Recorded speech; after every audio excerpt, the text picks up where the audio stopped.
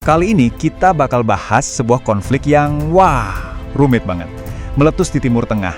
Tapi ini bukan perang yang biasa kita bayangkan. Bukan cuma soal tank dan jet tempur. Ini perang yang juga terjadi di layar HP kita semua. Coba deh catat tanggal ini, 28 Februari 2026. Kenapa? Karena ini bukan hari biasa. Ini momen di mana peta kekuatan di Timur Tengah berubah total. Mungkin untuk selamanya. Jadi apa sih yang sebenarnya terjadi? Oke, jadi perang dimulai. Tapi coba buang jauh-jauh bayangan kita soal perang konvensional. Tembakan pembukanya itu beda banget. Jauh lebih sunyi, tapi dampaknya luar biasa dahsyat. Yap, pixel. Beneran, pixel di layar kita. Perang ini justru dimulai di dunia maya. Ini benar-benar membuka babak baru dalam sejarah konflikan. Yuk, kita bedah bareng gimana serangan digital ini jadi pembuka jalannya. Oke, langsung aja kita masuk ke bagian pertama.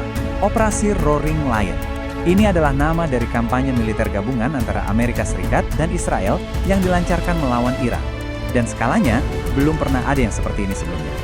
Lihat deh betapa gilanya 24 jam pertama ini. Semuanya terjadi begitu cepat.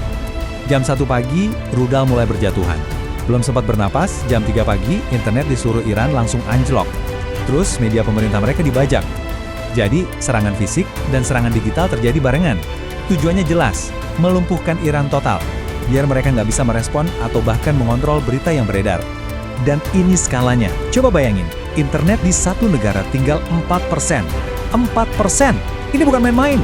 Ini jadi bukti nyata kalau perang siber itu bukan lagi sekedar tambahan, tapi udah jadi medan perang utama dari detik pertama. Oke, sekarang pertanyaan besarnya, kok bisa sampai separah ini? Kenapa tiba-tiba meledak? Nah, untuk menjawab itu, kita harus sedikit mundur ke belakang. Kita perlu lihat akar masalahnya. Api yang udah menyala selama puluhan tahun. Jadi apa sih alasan resmi mereka melakukan serangan ini? Kuncinya ada di satu istilah ini, serangan preemptif. Intinya, mereka menyerang duluan karena merasa akan segera diserang. Dan ini bukan hal baru buat Israel loh. Mereka pernah melakukan hal serupa ke reaktor nuklir Irak di tahun 80-an dengan alasan yang sama, mencegah ancaman di masa depan. Nah, disinilah ceritanya jadi menarik, karena ada dua versi yang beda banget. Versi resminya, ini semua demi mencegah Iran bikin bom nuklir. Tapi, para analis punya teori lain. Mereka bilang ini mungkin cuma cara untuk mengalihkan perhatian dari konflik Gaza atau untuk menggagalkan negosiasi nuklir dan intinya buat nunjukin siapa yang paling berkuasa di kawasan itu. Kutipan dari analis Money-Carter ini penting banget buat kita pahami. Jadi, permusuhan yang kita lihat sekarang ini sebenarnya fenomena yang cukup baru. Semuanya dimulai setelah revolusi Islam tahun 1979. Padahal, kalau ditarik jauh ke belakang, sejarah hubungan orang Persia dan Yahudi itu panjang dan gak selalu diwarnai konflik. Oke, kita lanjut ke medan perang yang baru. Soalnya, ini bukan cuma soal jet dan tank. Arena perangnya sekarang jauh lebih luas. Dunia maya, ekonomi, dan tentu saja informasi.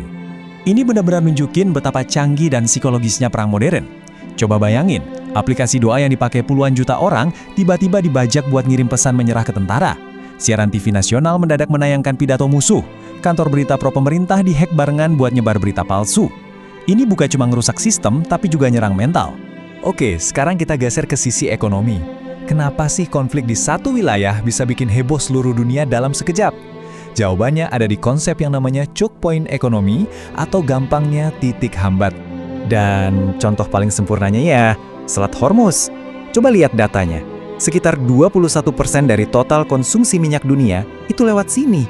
Anggap aja ini kayak arteri utama jantungnya ekonomi global. Kalau sampai tersumbat sedikit aja, efeknya bakal terasa kemana-mana. Dan bener aja, pasar langsung panik. Harga minyak mentah langsung lompat 12% cuma dalam hitungan jam. Dan ini baru awalnya. Ancaman terbesarnya adalah kalau Iran sampai nekat memblokade Selat Hormuz. Para analis bilang harganya bisa tembus $150 per barel. Angka segitu udah cukup buat bikin ekonomi dunia kelimpungan. Terus, apa artinya ini buat pasar keuangan? Ya langsung terjadi pergeseran besar-besaran. Investor pada ngejual aset yang dianggap beresiko, kayak saham teknologi atau kripto. Terus uangnya lari kemana? Ke aset-aset safe haven alias tempat berlindung pas lagi kacau. Contohnya emas, dolar AS, dan ya jelas saham perusahaan pertahanan dan energi. Selain dunia maya dan ekonomi, ada satu lagi medan perang yang jujur aja paling bikin pusing, perang informasi. Di sini senjatanya udah bukan peluru, tapi AI, deepfake, dan bahkan cuplikan video game. Tujuannya? mengacak-acak persepsi kita tentang mana yang nyata dan mana yang palsu. Ini contoh yang bikin geleng-geleng kepala. Ada video rudal kena jet, viral banget, ditonton lebih dari 70 juta kali. Orang-orang panik, nyebar-nyebarin, ternyata itu cuma cuplikan dari sebuah video game. Gila kan? Gampang banget ternyata kita semua dibohongi sama gambar dramatis di layar. Terus gimana caranya biar kita nggak gampang ketipu? Nah, untungnya ada tips praktis dari tim BBC Verify. Ada 3 langkah sederhana. Pertama, dan ini paling penting, cek sumbernya. Ini dari mana asalnya? Kedua, perhatikan detail-detail aneh. Kok ledakannya kayak kembang api? Kok gambarnya mulus banget kayak film? Dan ketiga, manfaatin teknologi. Coba aja di screenshot, terus pakai reverse image search buat lihat gambarnya pernah muncul di mana sebelumnya. Oke, sekarang kita coba lihat gambaran besarnya lagi. Dampak globalnya gimana? Serangan ini tuh kayak lemparan batu besar ke kolam. Riaknya nyebar ke seluruh dunia, dan semua negara jadi dipaksa buat ambil sikap di tengah situasi yang makin runyam. Dan reaksinya pun beragam. Amerika Serikat langsung tegas minta ganti rezim. Negara-negara teluk posisinya sulit banget, kejepit di tengah-tengah.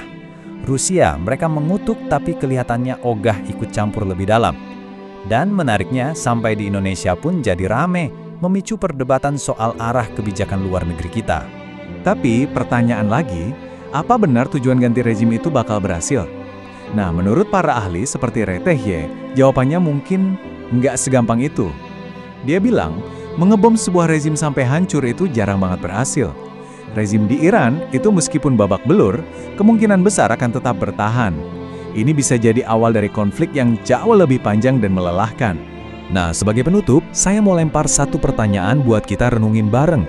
Kalau perangnya udah nggak lagi di medan tempur yang jauh di sana, tapi udah masuk ke pikiran kita lewat media sosial dan bahkan ke pasar keuangan kita, pertanyaannya, apa masih ada di antara kita yang bisa dibilang cuma jadi penonton?